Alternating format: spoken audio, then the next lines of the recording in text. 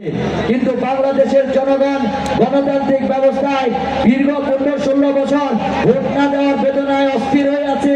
আমি বিশ্বাস করি খুব দ্রুত নির্বাচন হলে বাংলাদেশের প্রত্যেকটি জনগণ তাদের ভোটের মাধ্যমে এই দেশের গণতান্ত্রিক সরকার গঠন করবে।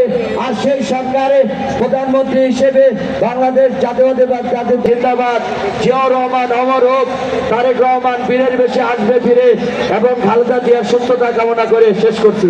আল্লাহ হাফেজ। ধন্যবাদ রবিনকে তার সংক্ষিপ্ত ও সুন্দর বক্তব্য দেওয়ার জন্য।